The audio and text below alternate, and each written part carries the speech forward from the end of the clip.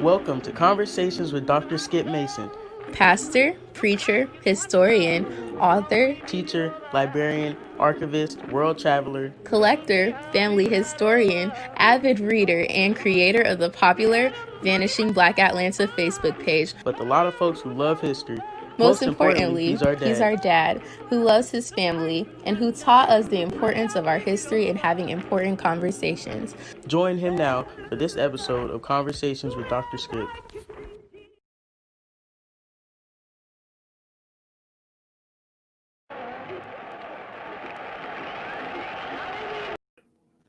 Well, hello, everybody. Good evening. This is Skip Mason. Welcome to a nightcap conversation with retired NFL player, entrepreneur, and just so happens to be my cousin, the legendary Anthony Dorsett. I am so glad that my cousin is going to be with us this evening for a while to share, to catch up, to talk about family. He has a wonderful, handsome son, good looks running our family. You all already know that. And, I'm this morning I was listening to the news and reading and catching up, and I saw the apology of Drew Brees. You all know what that's about.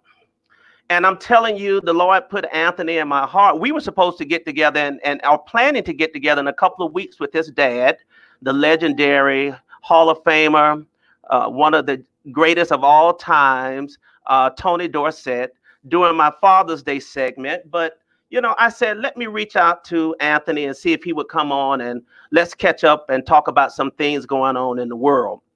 And we want to do that. Before I bring him up, I would like for you to host a watch party, if you would, to share. I think I removed the privacy from it, so you should be able to share. I want to make sure that Anthony's mother and one of my favorite cousins, Karen, is on the watching. She called me earlier today, and Jed and Josh, all of my cousins down in Florida who are diehard Dallas fans, but we won't get started with that tonight.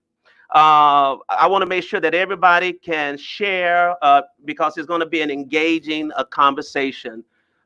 It is just a joy to bring my cousin to you this evening and to have him share about his wonderful career and the things that he's doing now. And then, of course, just being a father.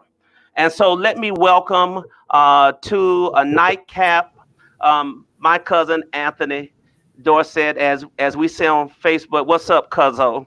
What's going on, family? How you doing, Cuzzo? I'm doing fine. How you doing? Man, it's good to see you. I'm doing great. Thank you for asking. How are you doing? It's good to see you. I'm doing well for an old man. My kids are teenagers. My daughter just finished her first year in college, and my son finished 11th grade. And I watch the pictures of Hulk, and it just takes me back to those wonderful days. And I used to hear people say, enjoy those kids at that age, and I know you are. I can just see the joy. But we're going to get to fatherhood in a moment and talk about a number of things. But before we begin, I want you to meet another cousin of ours that is getting ready to head to Georgia Tech. And little cousin Miles, he'll always be little cousin Miles, but he just recently graduated from Trinity in Jacksonville, Florida, one of the top ranking cornerbacks, and was recruited all over the country. You know the routine, letters galore like you got, when you were in school. So I wanted you two to meet for the very first time. So cousin Anthony, meet cousin Miles. What's going on? Hey, family, nice to meet you, and congratulations, man. You're starting an awesome journey. Thank you, sir. Let me put up a couple of pictures. Cousin Miles with his mom, cousin Cicely, and with his dad. He's gonna get me for this one, but at any rate, this is what you call a quick steal from Facebook. And Anthony, you certainly remember these days, you know. Oh yeah. And here's another one in his Trinity uniform. But we are so proud of Miles and the great potential that he has, and we know that he's an athlete. One, he's a scholar. And we know that he is going to do well. Miles, just tell us. You know, you've already started school, and you're working. What's your major? What's your intended major? Business administration. Good. And they've already started sending him food, or his parents got to go out and buy all this food because they got to fatten him up and all of that. But I really wanted just to have this opportunity for you all to meet.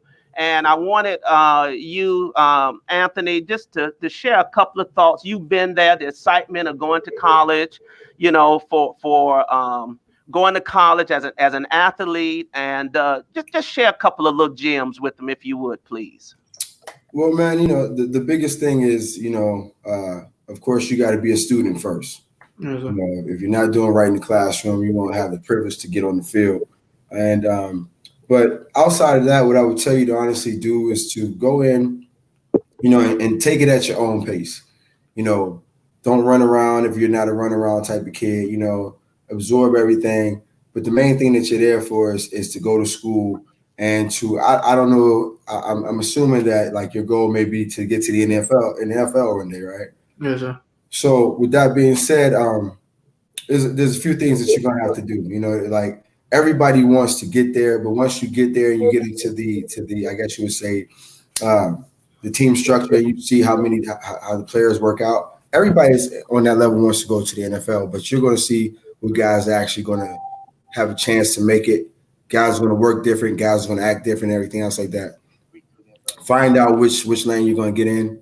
Stay in that lane. Find some guys that you know are credible, that can lead by example, that have led by example, that have stayed out of trouble. You know what I mean? And make your mom and dad proud more so than anything. Yes, you know? And you know, that being said, I'm sure they've instilled everything in you that you'll need to go on to walk out of that house, to walk out of their home and be a decent, upstanding young man and represent their name well. You know, at the end of the day, man, like work harder than anybody else. Yes, sir. It's one thing to have talent. But when you get there, it's going to be a lot of other talented people there. And so what is going to set you apart from all that talent is going to be the level of work that you're willing to do and, you know, how hard you're willing to play at the end of the day. But I'm always here for you. You know what I mean? I got a wealth of knowledge in the game. I work with and I mentor several guys who are actually in the NFL now. I train several NFL players, college players, and high school players, mostly defensive backs and speed position. Anything dealing with change direction too as well. But anytime you ever need anything, man, we're family. Yes, sir. I give you all my information, you know what I mean? And we can sit down and chop up tape, do whatever you want to do. But going back to what Skip asked me to tell you, just do your best to represent your family right. Understand this, that contract that you're signing when you go to Georgia Tech, that scholarship, you have to sign that contract every year, all right? So which means you have to perform on the field and off the field every year. People get confused with getting an offer and getting a scholarship. And once they get to school, you know, a lot of kids, their whole vision, their whole dream is about get a scholarship. But once you get that ride, what you going to do after that? This is where the real work is about to begin. You know what I mean? You've done a lot to get here, but like this right here, bro, you literally about 3 plays away. Don't take it like that. Not 3 plays.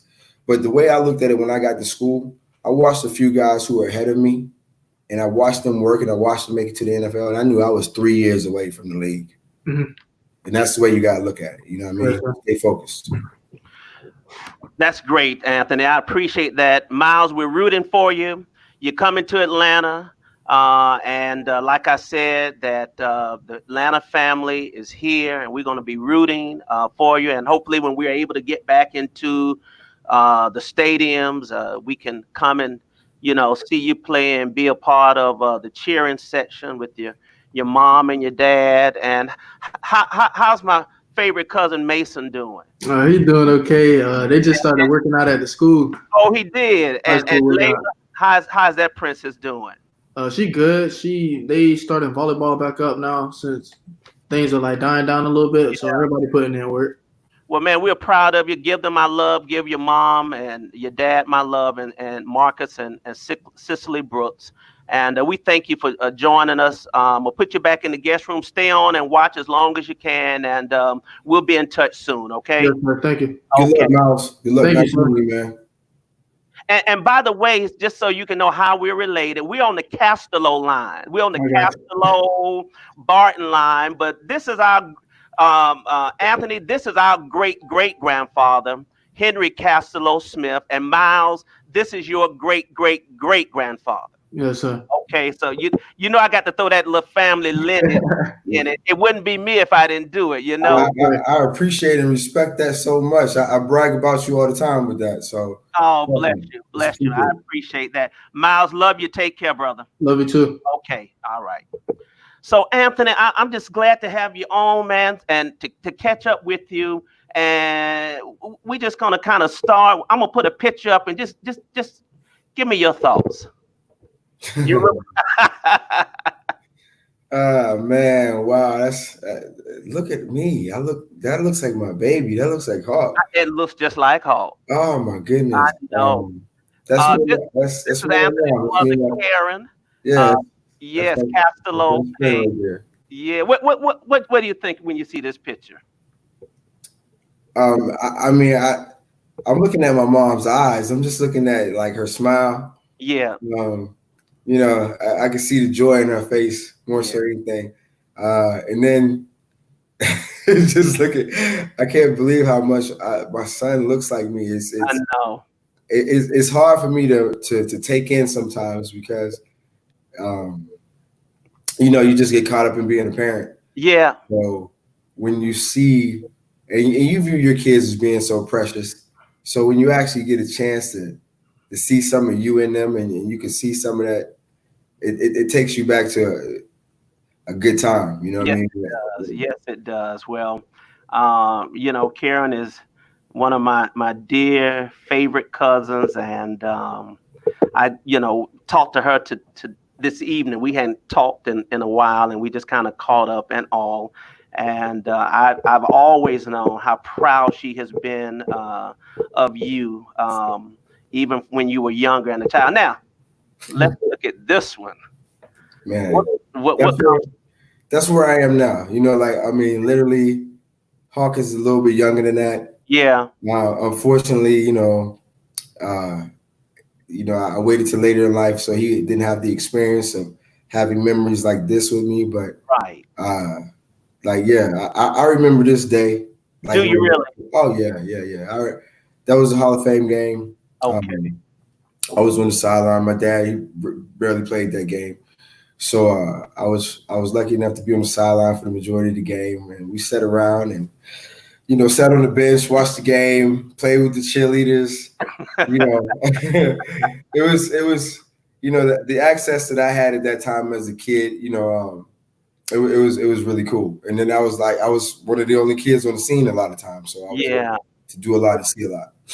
And of course, that's you all today. That's 3 generations right there. Right there. Oh, that's Hawk when he was a little baby. Yeah.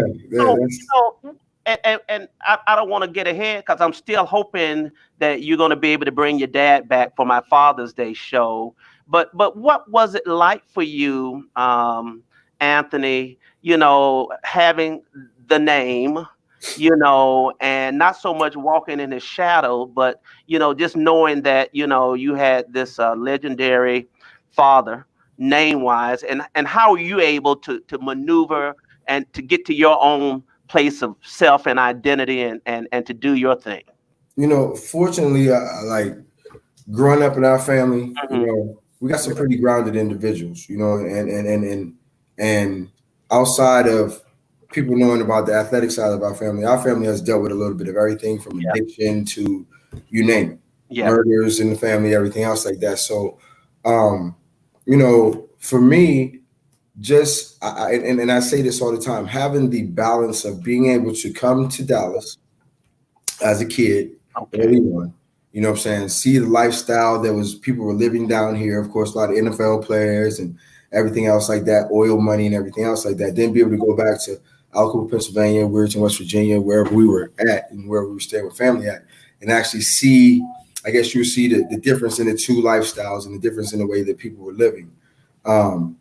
And, you know, just outside of that, just growing up in the neighborhoods that we grew up in, you know, of course, everybody knew who we grew up in, those type of neighborhoods where everybody in the street knew who you were. And if you was acting up in the street, someone would go tell your mom, you know what I'm saying, what was going on and everything else like that. Right. My mom and my dad, you know, just them being young, I was able to be a part of everything. I was born the day after my dad's first college game. Wow. So in part of that, you know, I grew up with them and saw them doing things and everything else like that. The whole thing with honestly me being able to find out who I was just more or less being able to watch and learn and hear everything that was going on. Like, you know, everyone used to trip on me when to go by Anthony. Everybody just assumed that I should go by Tony. But with the people really, and people who really know my dad knows that he didn't ever want to go by Tony. You know, the TD, Tony Dorsett thing was a media campaign thing around the time of the Heisman Trophy. Okay. You know what I mean? And so, of course, TD, touchdown Tony.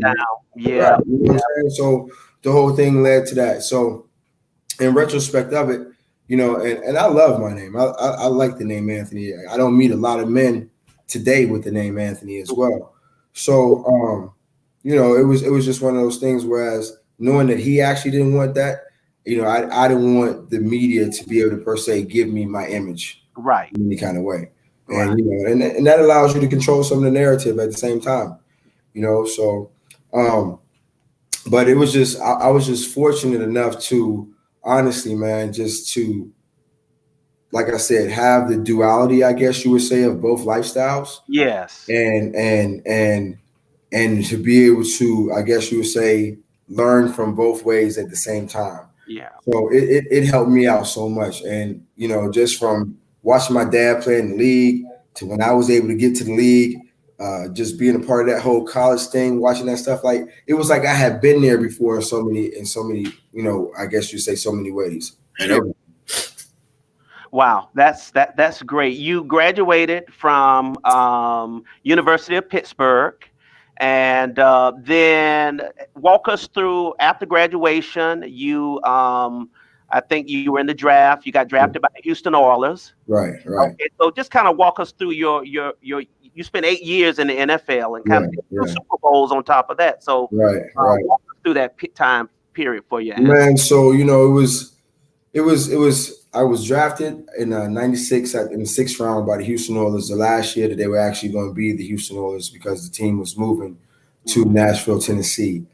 You know, it was a learning experience and another humbling experience at the same time, because you know you're playing in the NFL, being in the team that announced that they were leaving. The city of Houston had, I won't say the city of Houston had abandoned them, but the feelings were hurt.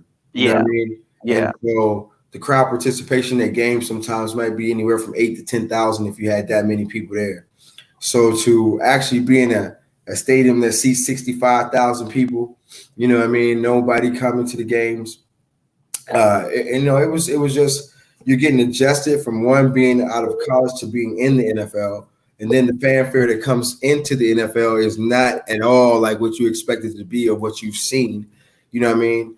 But you know, I think that in itself brought about a different grind in that team. You know what I mean? To go from that move and to be like the ragamuffins of the league, because even after that draft year, when we moved to Tennessee the following year, I mean, we was playing in Memphis, Tennessee, but we lived in Nashville and practiced in Nashville.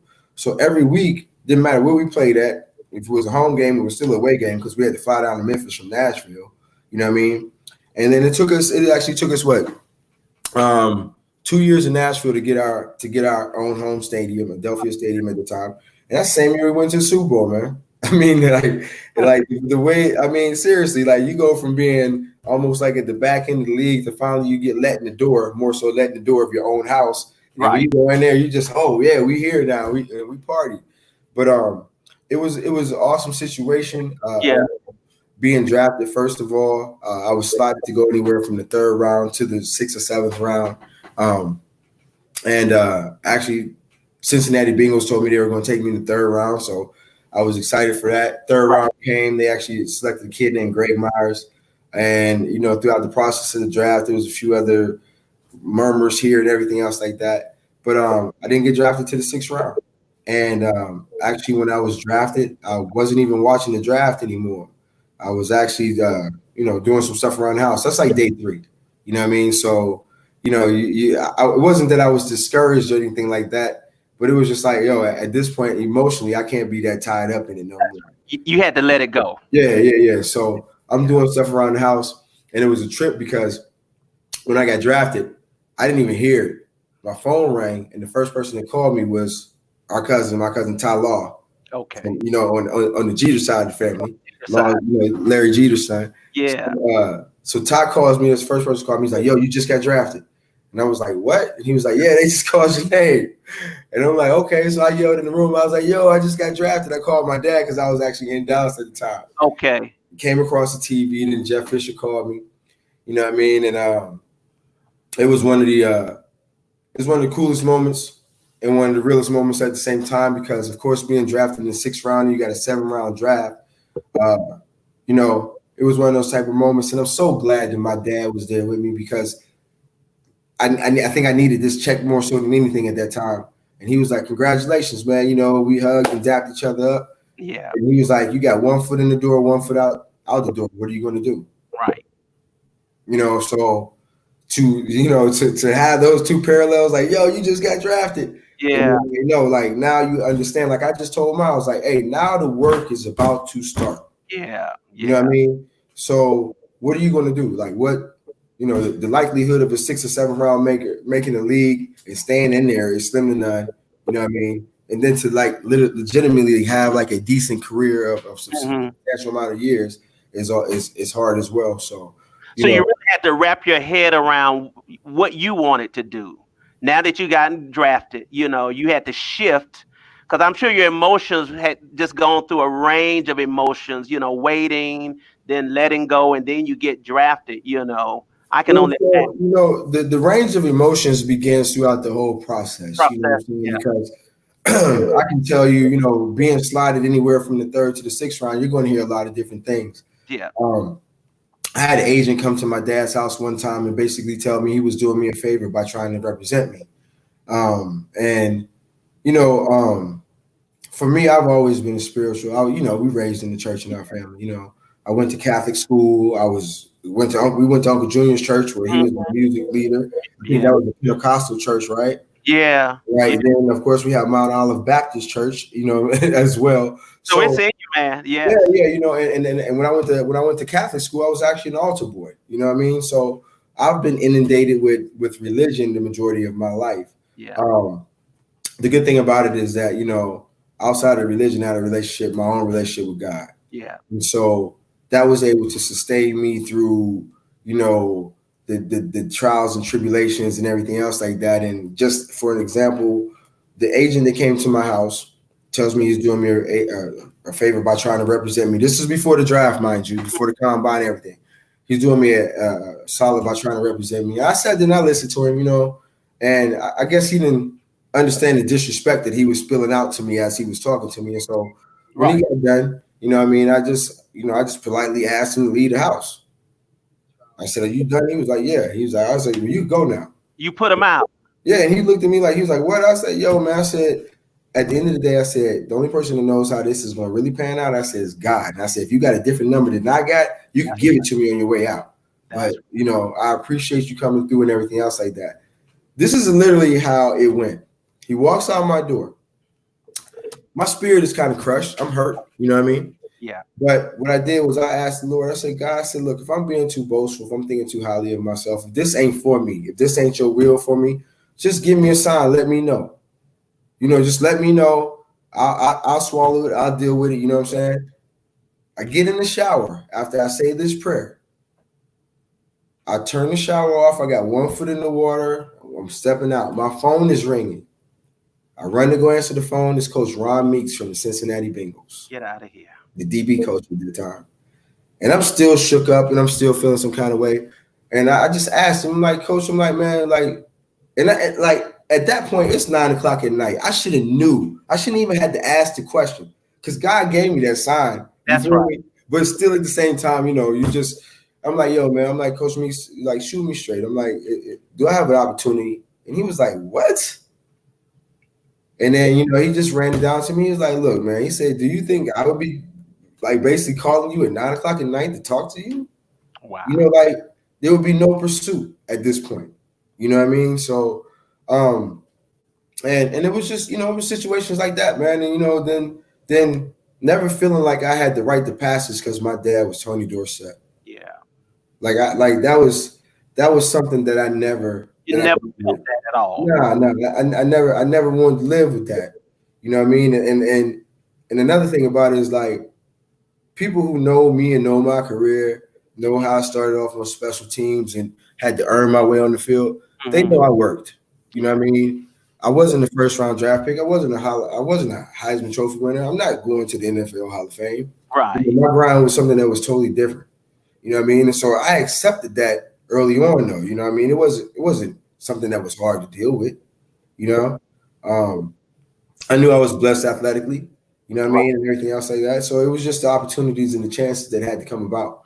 And so that being said, like I told Miles, like when I got to school, when I graduated high school, I weighed 165 pounds. 100? Yeah, you were small. I was 165. That's right. You know what I mean? And when I got to Pitt, I wasn't ready, you know what I mean, as a true freshman to go out there and play. And I remember Coach Sal Sinceri came and, had to talk with me and like, look, what we're going to do is we're going to redshirt you this year.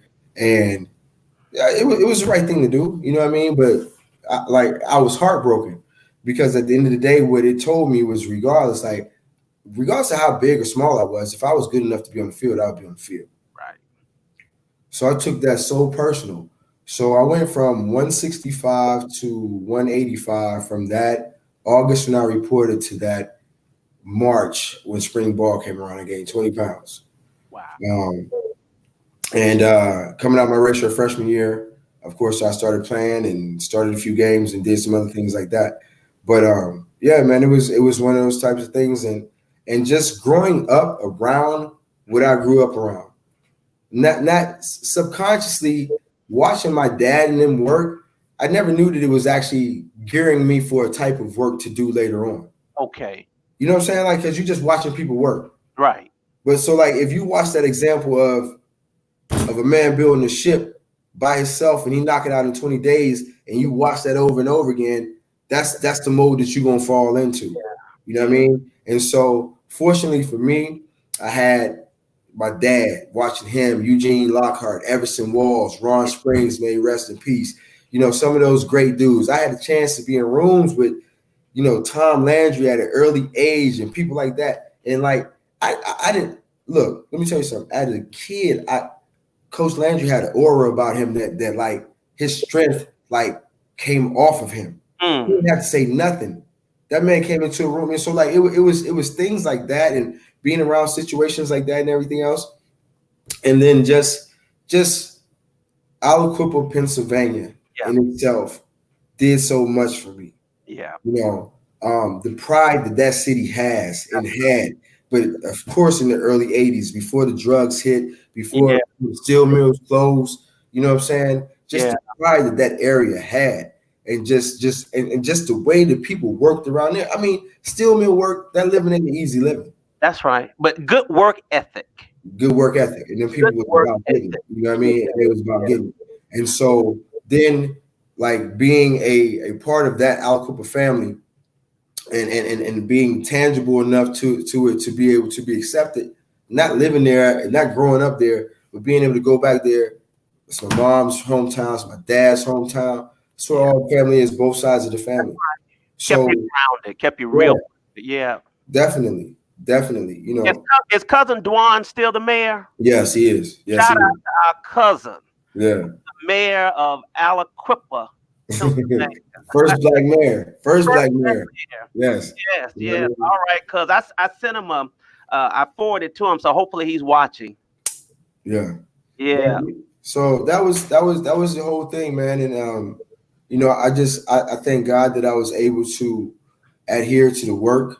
You know what I mean? I embraced that, you know, and through that I was able to get opportunities that I probably wouldn't have if I wouldn't have worked as hard. You know, a couple of things. You certainly you grew up in the faith. You know, you grew up understanding and knowing about the power of God, and that was important. I remember I was with your mom and I. We were somewhere. She was looking at a house or something, and I'll never forget this. And she said she was looking for a door that had a cross. This was the first time I had ever seen that. And she went in, she liked it, and she saw the door with the cross. She said, "The cross, that's my sign." I'm telling you, from that point on, every house that I've ever looked at, the first thing I looked, I said, "Does this door have a cross on it?" Yeah. You know, I mean, it's just a symbol of that, but that's the spirit that was poured into you, you know, and that is what has helped you. Just a remarkable story. And I love those stories about when you speak to God and ask for clarity on a situation or something. I don't know when God has not granted clarity to those who truly seek him. This is the second time this week that I have heard a similar story, Anthony, about one reaching out and asking God, is this for me? And then the Lord was already moving, putting things into order, you know, working it out, you know, for you, and gave you the, you know, the answer. So that's a remarkable story. It really is. I want to talk for a minute about when you were in the NFL, the culture. Okay, you know, because there's you know lots of talk about the culture for Black football players.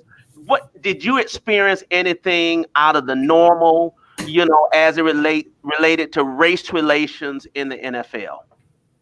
You know, it was a funny situation because before I got to the league, I used to hear stories, and you sit around and you hear people, and it's normally not the guys who are actually playing because you're not in the league at the time. You're sitting around hearing, you know, fans talk. Oh, Yeah. yo, it's this going on, it's that going on, woo woo. And I'm just like, nah, I don't even know if that's the case. This is the league. Like, if you ain't balling, you ain't playing. You know what Right. I mean? It just ain't gonna be no room for you. But unfortunately, I saw a lot different once I got there. You know what I Okay. mean? And not to the point where, like, you know, it was so blatant that it was just like, you know, like basically talking dirty to you and just calling you out the name. But it was just the amount of work that you would see a player put in. For example, we got a situation. Let's just give me a current situation now. Derrick Henry for the Tennessee Titans, the running back, Okay. carried that team through the playoffs, through the regular season, everything else like that. They know they should pay this man.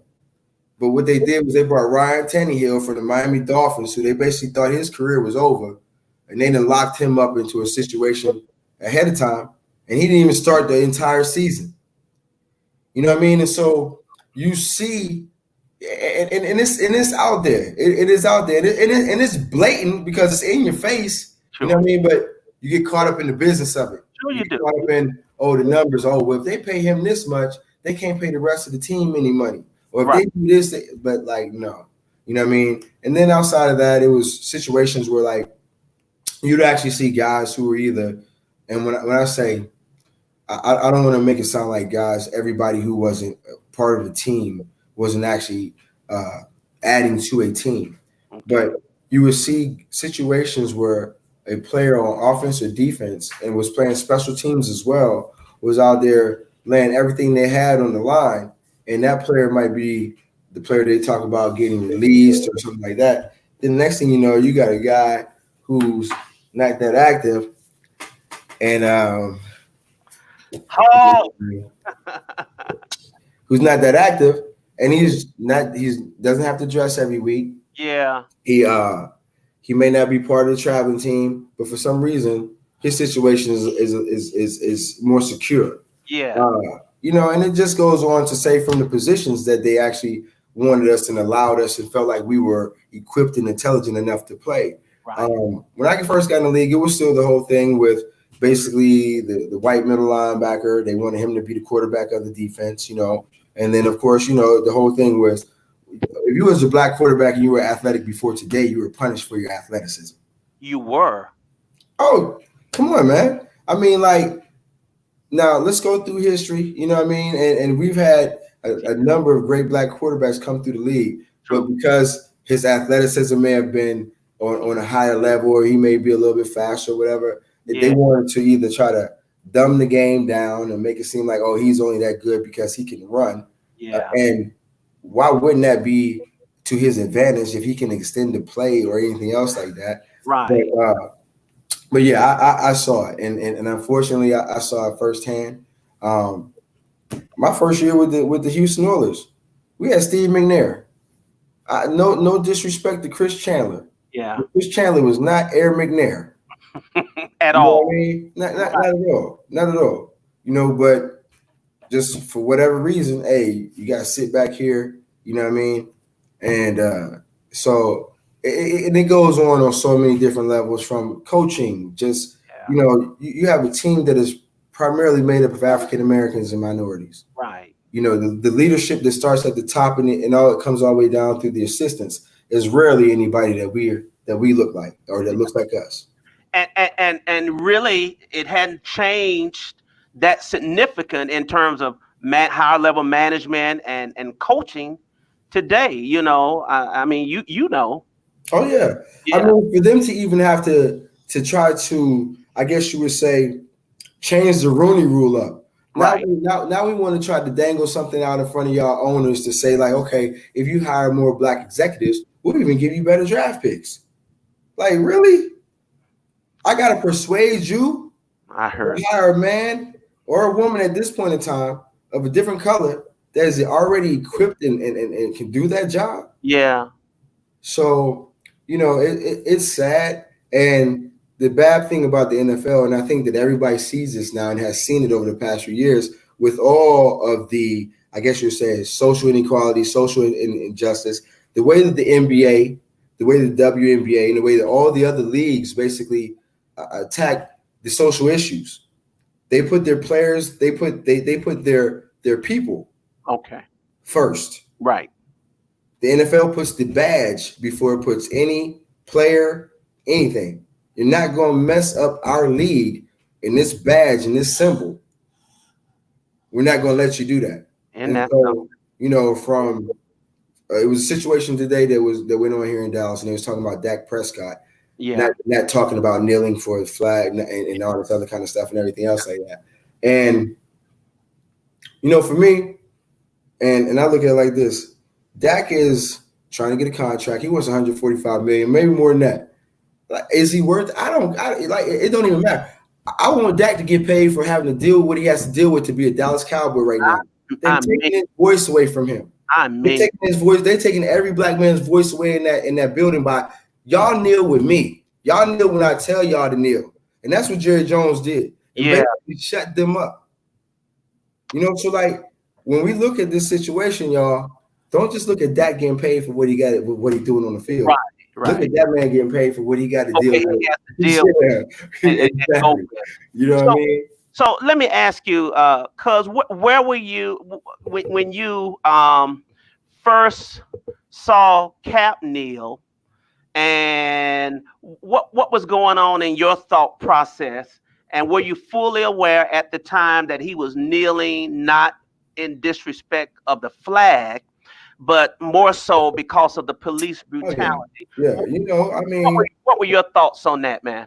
I had, and still to this day have no problem. I've kneeled and I will continue to kneel. Mm-hmm. You know what I mean? But like at this point, like, when 45 hijacked the whole agenda and turned it into what he turned it into, because it was never about what it was. Right. If everybody really actually remembers, Colin Kaepernick had a close friend of his that was actually in the military who suggested to him and told him like, hey, the kneeling might be a better way to go about doing it instead of turning your back or something like that. right. You know what I mean? So the agenda was hijacked and turned into something else, to begin with. Yeah. Never in a million years was I ever confused about anything that was going on, and still to this day I'm not. Yeah. So and the sad part about it is like with the climate today, every GM and owner should be trying to fly that boy in town to work him out, but to apologize to him I and know. beg his pardon more so than anything. I know. Because he sacrificed everything that he had to sacrifice, you know what I mean? Besides his life. Yeah. Because at some point in time, I'm sure he was, and he knows, he said it, he was getting all types of death threats. And they don't value our lives not one bit. So whatever he did to maintain and stay safe throughout this whole process, but that entire league owes that man Yeah. a I due agree. courtesy. I totally agree. And then I saw that letter that the NFL put out recently. Did you see it regarding Black Lives Matter and the things going on in the with George Floyd and all of that? Did you get a chance to see that piece? You know what? Because I know I did. You know Yeah. what I mean? I try to keep up with everything that the league is doing as far as that. But and I don't mean this in a bad way, but I didn't take it much to heart. That's why it's not sitting on me. None of us did. So No, none of us did. It was a day late and a dollar short. And a very futile attempt, to make a relevant statement in which they had the chance to really be groundbreaking if they had embraced, Kaepernick, as opposed to turning against him and turning the fans against him. NFL could have been way out on this, and missed the opportunity. Yeah, Many opportunities. We continue to do that, and like the thing that I don't understand, and I've said this for the past few years. Okay, like why can't we either go out ask the NBA for some help? Yeah. Ask the leagues that are actually doing it in a better way for some help. You know what I'm saying? And like just basically go out there and like be vulnerable at this point, because if you show some type of vulnerability and don't look like you're trying to be, I guess you would say, the big boss in the room all the time. You know what I mean? You bring yourself down to a level where people can relate. People can't relate to the league right now. Yeah, they can't. And unfortunately, you got guys like Drew Brees who can't relate to nothing that's going on right now. And listen, I tell you the truth. I said, is he really that disconnected? So, as Anthony said, Drew Brees said, I will never agree with anybody disrespecting the flag of the United States of America or our country, and then he went on to say, because his grandfathers were in World War II or World War I. And I'm telling you, cuz Twitter drug him asunder, Facebook, and everybody else. Black folks have had members of their family in the military since the Civil War, and we fought in every war, and we've had family members. We had a cousin who fought during the Civil War. We had cousins in World War I, World War II, family members, the whole 9 yards. So, white folks don't own that narrative, and I mean, they let him have it, as you already know. And then, so he issued today this veiled apology.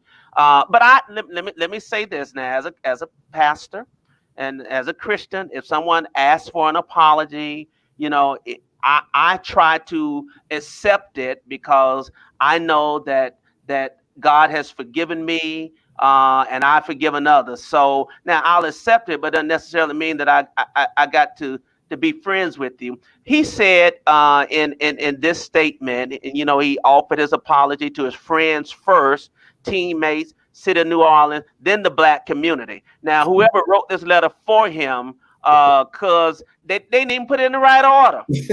I said, who are his people? Who his press agent, his publicist, you know?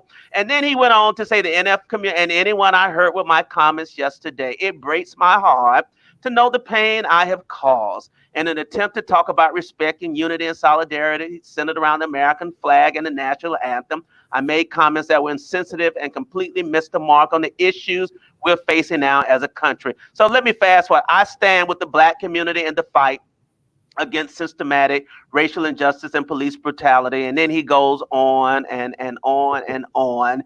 And, you know, I'm aware that Drew Brees has done some great work in New Orleans, you know, and nothing can take that away from him. But, you know, the insensitivity of it, the timing of the comments. And I always believe sometimes people speak what they know. You know, he knew what was going on. The folks have been in the streets for the last 6 or 7 days. Okay, why on earth would you say anything? Period. You know, and then make you know, allude to the flag and our kneeling as it relates to military. So, you know, they ripped him apart. Man, this whole thing started in 2016. Colin Kaepernick started the protest, started the kneeling in 2016. It's 2020. Yep. 4 years later. Come on, man. We talking about Drew Brees. Yes, He's sir. the quarterback of the New Orleans Saints. We talking about a quarterback who, of course, by their stature and by what they call is the white quarterback. Right. Okay? The white quarterback's supposed to be smart enough to lead the team, be the leader, everything else like that. So, but getting beside, taking away all that right there. Yeah. It's been 4 years. You didn't have a chance to have multiple dialogue, and even if you ain't involved in the conversation, you didn't heard some. But it goes back to like when 45 was running. Yeah. And I had so many people who I thought were my friends who were actually questioning me like, yo, why are you going at him like this? And I'm like, who have I ever gone like this at? Like, y'all know me. So if I'm obviously raising to stink about this, you're supposed to be my brother. You know what I'm saying? See what I'm raising to think about. Yeah. Don't tell me that I'm wrong for doing it. You know what I'm saying? Right. And so basically, that what went on throughout that whole process of it. Today, still where we are today. Like, man, you know, like honestly, cuz when you asked me to come on here and do this, I'll always lend myself to you. And anytime that you need me, I really. But knowing you and your background and the way that you studied our history and everything that you did for us, like the biggest thing that just kept coming up to me is like everybody that died before us, they would hate to see us right here today still. Yeah. You're right. Like I'm sure, and I'm sure it would bother our people to see that like we've progressed, but we like our adaptation skills as Black people are unbelievable. The way that we are able to operate in dysfunction and function through dysfunction, and this, I've said it before. I think that this country has taken our kindness as a weakness, and like at some point in time, and I know you being the man of the word and everything, but like where we are today, like sometimes you like they apply pressure to George Floyd's neck. Sometimes you got to apply pressure too. You got to apply. And you know, and we're truthfully at that place. We're like, and it just can't be about like because they want to have a dialogue now. Oh, let's talk about it. Let's make moves. Like the talk is over. Yeah. You know, and it is truly time for some change to happen. So whatever policies we need to do, whatever we got to do to vote, and we have to get out. People, we got to get out and vote. Tell them, cuz. And if you have the opportunity to actually run for city council, to make a mark in there. Look, it don't have to be a bunch. We don't have to get a lot of us in there, but we got to get one in there, and one can bring another one in. That's right. That's right. But we got to be able to sit at the table. We ain't sitting at the tables right now. And once the emotion die down a little, then there has to be purpose and strategy and plan to the marches. Right now, the marches and protests are good. They are stirring this country and ripping it asunder, you know. But then we got to shift from that to strategic. getting folks in office, getting policy, getting police reform, and all other kinds of reforms that we have to do, and so that's the period of time that we're living in, and our athletes, because they, if all of the African American NFL players decided that, and they had talked about doing a strikeout or something a while back. If they decided that they weren't going to play, it would shut it down. It would shut it down, and I've often wondered, and maybe you can provide some insight, and then I'm not going to keep you long, because I know your mom said Hawk was going to wake back up. She called it. Karen, you called it. She said that he was going to wake up. Look at him. Hey, Hawk. Look, cousin. How you doing? Good. I'm so glad. It's so good to see you. But listen, cuz why won't the black players, excuse me, in the NFL, what do you believe? Why won't they take some of the stances that we see the NBA players doing? And you a former player, so you can perhaps give us a little insight as to why that has not happened. I mean, the NFL is still the private sector of business. Okay. You okay? So so if your owner come in there and basically tell you like, look, you got a right to speak your opinion. Yeah. You got a right to do that. But also got a right to withhold every bit of money that I'm supposed to pay you. Okay. And that's the bottom line. That is bottom line. But on the flip side of it, like the crazy thing about the looting and like I'm not for the looting. Okay. But people when you start to mess with people's money, they start to pay attention to you a lot faster. Yeah. You know what I'm saying? The country got opened up real quick, even though people still stick out here because hey, they need to get some money circulating through here. They got to get it circulating. You're right. So, but that being said, man, I don't know if it's the organization skills that we have. Okay. I mean, everybody, when we look at, I hear people say there are no revolutionaries being born anymore. Okay. I mean, when you look at everybody who stood up for us, they're not living no more. They scared the revolutionary out of pretty much everybody. Isn't that something? You know what I'm saying? And so, with the NFL and right now with the marches. Okay. All right. I'm with two of the kids that I mentor and I train. We were on the track yesterday and on the field. All right. We're 3 black men out there walking and talking and discussing everything that's going on. When you ask all 3 of these black men what they want from this march, all 3 of them had different wants. Right. From this thing. Right. All right. So first and foremost, what there needs to be is there needs to be a general agreement on some specific things that we're trying to get out of this in the forefront of it. I agree. All right. When we could come together organizationally like that, and this is what I was getting upset about. Some things that I was noticing on social media, like I listen to rap music still. That's my generation. What I mean? That's what I grew up in. And so I've seen everything from T.I. call for people to go up against Gucci and H&M and all this other kind of stuff. Instagram, yeah. And so we'll come together and we'll ride on stuff like that and we'll organize. But when it comes to something like this, you know what I'm saying? We have a hard time organizing.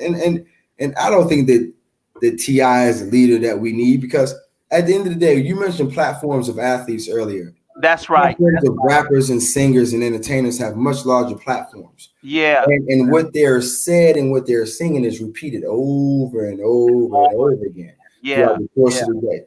So when you have people like Beyonce, Jay-Z, and those type of people, and T.I., whoever else, have these platforms that they have, man, like you call for this meeting tonight. Yeah. Imagine if they call for a meeting like this. That's right. I agree. I'm totally with you. Yeah. But when it comes down to it, like everybody's so concerned about like their bottom line a lot of times, losing fans and everything else like that. So I just feel like, we need to come together, we need to organize, we need to but at the same time, those small things like Gucci, the H&M and all that. Yeah. Like instead of and I changed my perception on it. Instead of me looking at that and being like, oh man, those are small victories. Right. I got to count those as small. And if we could do that, like my dad always used to say, my dad used to tell me this all the time, Anthony, small things make big things happen. Oh, I love that. I absolutely love that. Well, hang tight. Hey, baby, my daughter just FaceTimed me. I'll call you back shortly. I'm on with our cousin Anthony, okay? Okay, baby. All right. So, cuz, listen, you're still the fittest one I know. Every time I look, let me put this up. You on in a magazine. Look at Daddy. You look. You on the cover of some. Where's that cover? Let me find it. And you're posting videos, training videos to try to help your cousins out. You know, I watch it, but I don't be doing much with it. But but you know, you're still wonderfully physically fit, and you're helping others now. What are you doing now, cuz? Man, so outside of being this little boy's dad, Yeah. and try to make sure we do the right thing here, I'm still involved with health and wellness. Yeah. Uh, I work with athletes, like I told you before. I have several guys in the NFL, high school, and college. I'm part of a CBD company where we produce and grow all of our own CBD products as well. Okay. And so we're actually I changed providers at the beginning of the year. The pandemic slowed down some things, but the line is going to be coming out probably. This is June, probably around my birthday time. We should have some different new products coming out. Okay. Right now, tentatively, the name has been called Honey Hawk Hemp. Honey for my mom, and Hawk, of course, Yeah. and my son. And but outside of that, it's like just more so just making sure that everything that I do is trying to align to get him straight. Sure. From time he was born, more so than anything, my schedule has changed up. Right. But hopefully, and prayerfully, and I'll put this out there. One of the things that I want to try to do, and my goal is to actually get back into some type of TV and some type of broadcast. Well, you finished hold on, let me put that picture up. Because you went through the broadcasting training. I'm trying to spot you on here. The front row. I'm on the front row. The fourth from the left. Yeah, from the right. I'm sorry, from the right. Yeah. So how was that experience for you? Man, it was an awesome experience. You learn a lot. You get to actually put together some type of resume tape. You're doing, I guess you would say, pieces with some of the people that you actually see on TV every Sunday, every Monday, every Thursday. But at that time, when the NFL Broadcast Boot Camp was doing that camp, it was done in May. Basically, all the networks have done all their hiring by the time they actually did the Broadcast Boot Camp. Right. So that year, and then Hawk was born like that same year, basically. Yeah. So, with him being 5 now and him having a better understanding of a lot of things, if I'm physically not here and he can see me on TV still, it would be something totally different. So now at this point, with him getting a little bit older, I'm ready to throw my hat back in there and try to get back active. We are in agreement, and all of my wonderful Facebook watchers, we are in agreement that our cousin, shout out to all of the family, the Castellos and the Smiths and the Pollards, the Bartons and Clements and all of them. Shout out to all of the family. We're going to be in agreement that the desires of your heart will be granted. You've been faithful, and you've been diligent. You put in the work, and God has not failed you yet, and whatever it is that you so desire, we're going to pray that it will happen. I want to just share this quick thing, and then I'm going to let you go. This, as you know, and as the fam knows, I've been doing our family history research since I was 14 years old, and now I'm 57. I think I'll be 58 in July. I kind of stopped keeping up with the years. But at any rate, I've been doing a lot of research on the Castello family. Your mom's a Castello, and so I want to go back to Henry Castello Smith, our great grandfather.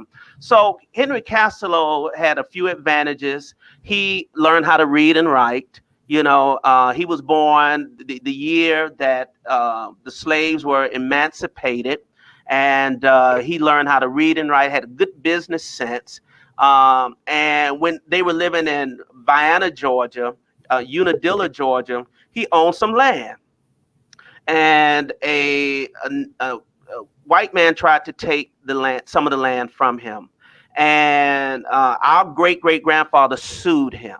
I found a court case. When I found it, I was blown away because black men were not suing white men in 1912 and 1913. He sued and he won, but it was going to cost him his life. They sent the bounty after him. And so the story goes that our great-great-grandfather Henry Castelo had to leave town quickly. And so all of the family members gathered, they hid him in a well. They were able to get him safely to a train, and that's how he ended up in Florida. So Henry Castelo ended up in Florida, and eventually the rest of the family would come, but it really just shattered the family dynamics. And you can only imagine the tension in 1912 with black men who were doing fairly well. So he ended up in Florida, but he had to change his name. So he went from Henry Castelo to Henry Smith. Okay. So that's where we get the Smith line, Jed and Josh and Missy and all of our Smith cousins are Castelos, but he had to change his name. I never knew that. And his family, his children, his sons, like Jed and Josh and Jonathan's grandfather was a Castelo, but he changed his name to Smith. And Missy and our family in Jacksonville, her grandfather was a Castelo, and he had to change the name to Smith so they could hide their identity, and try to live a life again. But what happened, your great-grandfather, your mama's granddaddy right here, he left Florida as a Smith. And when he got to Weirton, you remember Weirton, West Virginia, and he took the family, Ubba and Chucky and girl, all of them. He decided to resume his Castelo name. Okay. So when he got to Weirton, he was no longer Smith. He went back to the Castelo name, and so that's how we ended up with our Castelo family up in Weirton and Ohio and Pennsylvania. But I simply say that because part of what we have to do is to understand our story, and understand where we've been. It gives us strength. It gives us energy. And one of the things that I say to these young people who got this great energy, picketing, protesting, marching, understand how we got here. Don't just discount the elder civil rights leaders and senior statesmen and say they're out of touch. They may be out of touch, but they got a story. There were gains that were made, and that's why you said when you were growing up, with and being surrounded by the greatness of your dad and others and Tom Landry, these are men who had stories, and it really helped you. And so part of what we got to do is to continue, to tell the story. And Hawk is a blessed baby, a blessed boy, young boy, because he is going to have wonderful history, connections, and ties as he grows up, and continues on his journey, and we have to continue to foster and to share that. And this is why I want to use this platform, to be able to have these conversations with folks to really help them to share their story, their faith story, their journey, and how they got to where they got to. So, cuz you have blessed me this evening. Thank you. You blessed me too. We need more dialogue like this. Not just amongst you, me, and the family, but of course through just black men. We need to have more of an outlet. There needs to be. I see it on a daily basis. You know what I mean? And I see people asking for that leader. Yeah. More so than anything. That's and right. So we just need to have this dialogue a whole lot more. We need to have it more, and I'm grateful for this dialogue and for you responding. And I look forward to hopefully getting you and your dad back. Yeah. It would be a blessing, man. I mean, and you already know we had that conversation about the number 33. I'm gonna save that conversation for when your dad comes, because that number has some significance to me as well, as you know. But God is good, and I'm so grateful to you, and just continue blessings to you and your family. Give your dad my regards. Karen, love you, cuz, and to all of my cousins who are watching. Thank you all for tuning in. And before you leave, let me announce my guest for next week. On Monday, We're going to have the wonderful, vivacious, my first crush, Bernadette Stainus, who played Thelma on Good Times, will be my guest on Monday evening at 9 p.m. And so you all tune in as we have a conversation with the first love of my life. Man, mine too, man. You what, Thelma. Bernadette Stainus is a sweetheart, and she's going to be with us. And then because June is Music Month, my good friend and buddy Kenny Lattimore will be with us next Wednesday at 10 o'clock p.m. And we're going to have a great conversation. Kenny just got married to Judge Faith, and he has a wonderful story, and he makes wonderful music. So I'm looking forward to you all tuning in on next week. But tonight I've had the opportunity, honor, and pleasure to spend some time with my cousin Anthony Dorsett Jr. And to also to share with our cousin Miles. And we just pray God's blessings on you. You all stay safe. Stay covered up. They still have not found a vaccine for this virus. Don't take it for granted. Be careful and watch yourself and live as long as God will allow you to live. Cuz, love you, and we'll see you soon, okay? Love you too, man. Thanks for having me. See you Father's Day.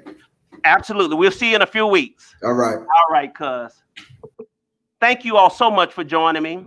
And have an absolute wonderful evening and an absolute wonderful day. And this is Skip Mason signing off with Conversations with Skip. You all take care and be blessed, and we'll talk soon.